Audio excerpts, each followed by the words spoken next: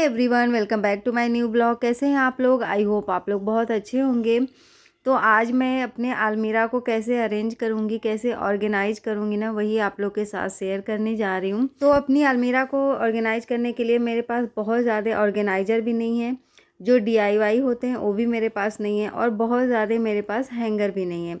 But जो भी चीज़ें मेरे पास अवेलेबल हैं उनकी हेल्प से ही मैं अपने अलमीरा को अच्छी तरह से ऑर्गेनाइज करूँगी। तो चलिए आप लोग को दिखाती हूँ कि मैं कैसे करूँगी। तो आप लोग वीडियो में देख सकते हैं कि मेरे अलमीरे की हालत जो है ना कैसी हो रखी है, बिल्कुल मेसी सा हो रखा है। जो भी मैं सामान यूज करती हूँ और कहीं भी रख देती हूँ।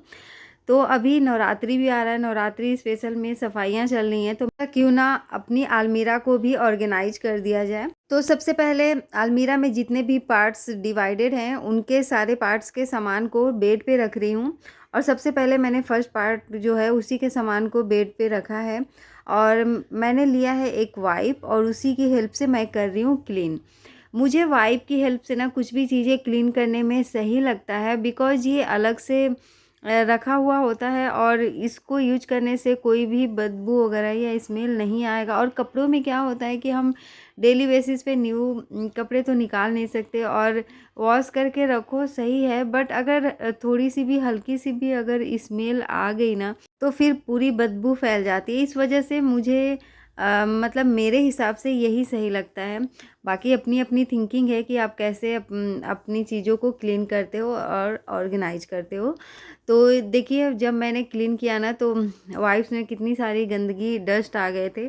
और कितना भी बंद अलमीरा हो, रूम हो, कुछ भी हो, तो डस्ट तो आने ही आने हैं। आई डोंट नो कहाँ से आते हैं।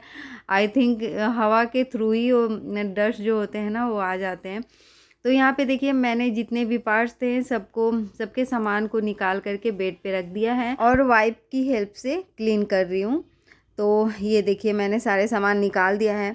और अभी आपको मेरे अलमीरा में कम सामान दिख रहे होंगे, क्योंकि मोस्टली जो साड़ियाँ होती हैं और जो भी मतलब लॉन्ग कुर्तीज़ एंड जो मुझे ओकेजनली पहननी होती हैं उसको ना मोस्टली मैं ट्रॉली में ही रखती हूँ। और मेरे पास 2 बड़ी बड़ी ट्रॉलियाँ हैं जिसमें मेरे मोस्टली सामान उसी में रखे होते हैं।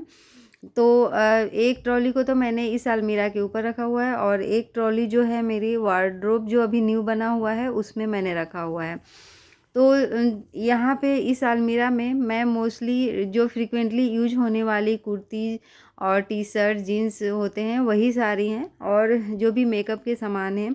और एक जो पार्ट है उसमें डॉक्यूमेंट्स वगैरह रहते हैं, तो उस पार्ट को क्लीन करने का कोई मतलब है नहीं, बिकॉज इधर उधर हो गए तो काफ़ी प्रॉब्लम हो सकती है। तो यहाँ पे देखिए, जो भी कुर्तियाँ हैं, जो भी जीन्स है, सबको मैं पहले तो अरेंज कर लेती हूँ। तो एक हैंगर में मैं 2 to 3 जो कुर्तीज़ हैं उन सबको मैं हैंग करूँगी। कुर्तीज़ या फिर जो भी क्लोथ्स है मेरे पास, मतलब जो भी 3 क्लोथ्स हैं उनको एक ही हैंगर में हैंग करूँगी। और वो इधर उधर खिसके ना, गिरे ना, इसका भी एक उपाय है। तो चलिए आपको बताती हूँ कि क्या उपाय है। कपड़ों को हैंग करने के लिए जो क्लिप्स होते हैं वो तो हम सबके घर में होते हैं, तो उन्हीं की हेल्प से मैं इन कपड़ों को हैंग करूँगी वन हैंगर में। तो यहाँ पे देखिए, जो सूट हैं उनके दुपट्टे को और जो पैंट है या प्लाजो हैं उनको एक साथ करके रख रही हूँ। और वाइट कुर्ती को मैं कभी जो जीन्स होता है उसके साथ वेयर कर लेती हूँ, या फिर जैगिंग्स, तो उसके लिए कोई अभी चीज़ की ज़रूरत है नहीं, तो उसको मैंने ऐसे ही रख दिया है। तो कपड़ों के लेंथ के अकॉर्डिंग मैं जो हैंगर है ना उसमें हैंग कर रही हूँ। और यहाँ पे देखिए, इस तरीके से क्लिप का यूज करके हैंगर में कपड़ों को हैंग करना है, तो आपके जो कपड़े होंगे बिल्कुल भी इधर उधर नहीं खिसकेंगे, और जो अलमीरा है उसमें अरेंज रहेंगे, ऑर्गेनाइज रहेंगे। और जब भी आपको निकालना होगा आप उस हैंगर को निकालो और क्लिप को निकाल करके फिर आप यूज कर लो।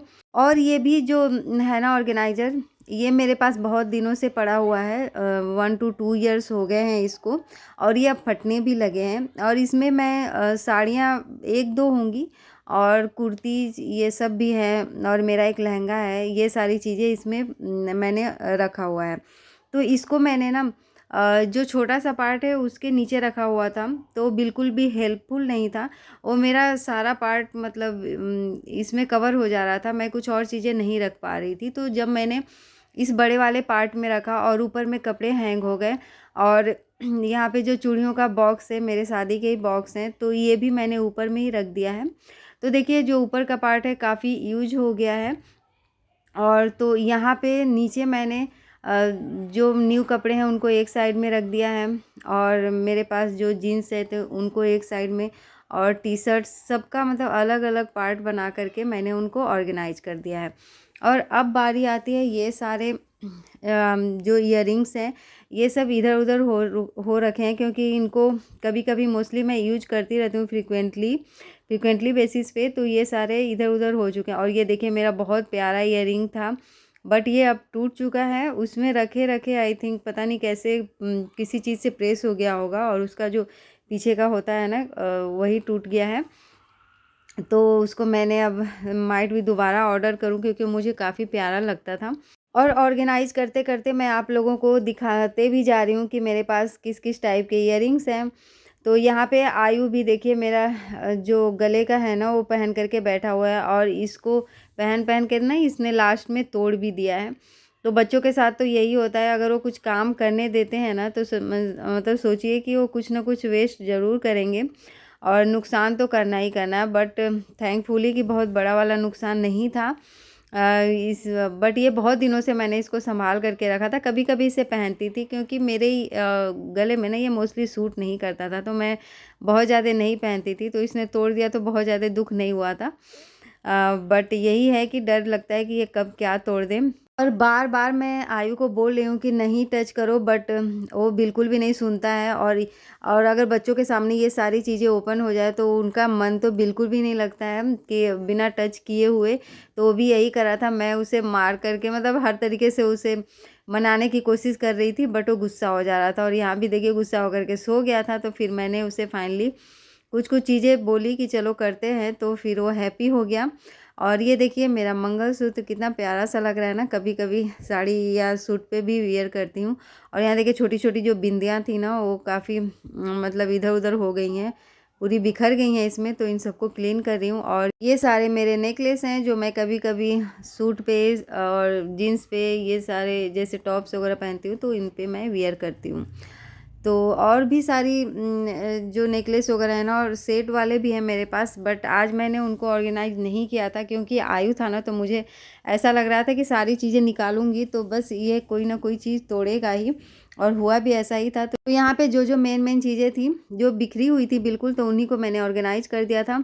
और ये छोटे मोटे जो ऑर्गेनाइजर होते हैं आई थिंक सबके पास ही होते हैं, तो बस इन्हीं की हेल्प से मैंने सबको ऑर्गेनाइज कर लिया।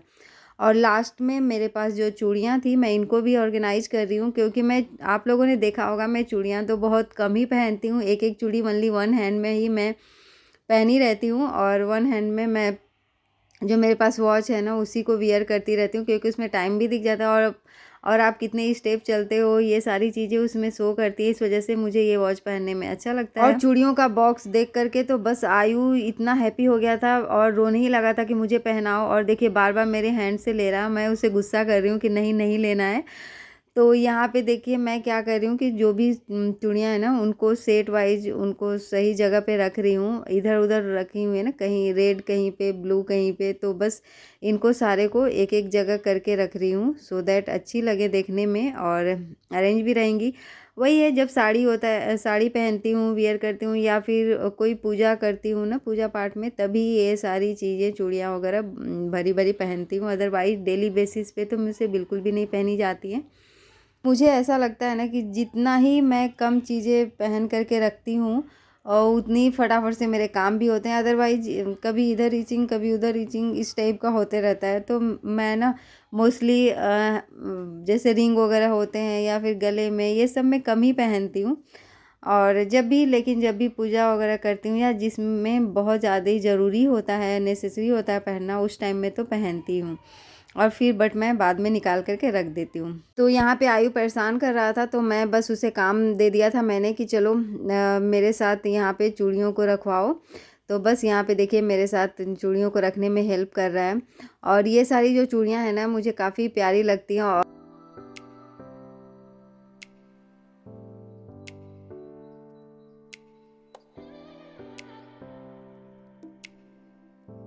और ये प्लास्टिक का जो ऑर्गेनाइज़र है इसमें भी मैंने चूड़ियाँ रखी हुई हैं, तो इसको भी मैं सारी चूड़ियों को मैं सोच रही हूँ कि इसी बॉक्स में रख देती हूँ, इतनी भी आ सकें। और उस ऑर्गेनाइज़र में मैं कुछ और रख लूँगी, जैसे कंगन होते हैं वो रख लूँगी। तो देखिए अब ये जो बॉक्स है बिल्कुल फुल हो चुका है, इस तरीके से मैंने ऑर्गेनाइज कर दिया है। कितना प्यारा लग रहा है ना।